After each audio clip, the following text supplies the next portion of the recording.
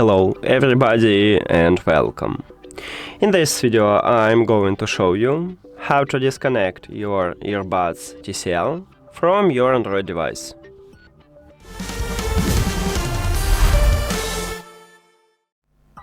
You have to start by open Settings and then go to the Bluetooth or connected devices.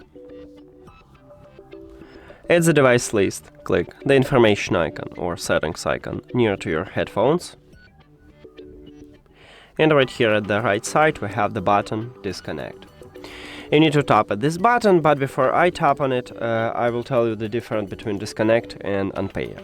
So when you select to disconnect your headphones, you will stop Bluetooth connection with them, but leave them at the device list.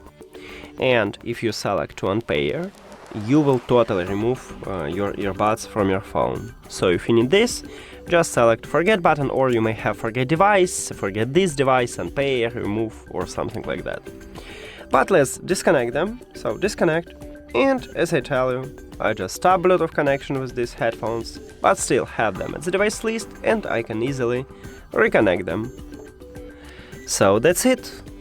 Thank you for watching this video. If you found it helpful, please consider subscribing to the channel and leave the like on the video.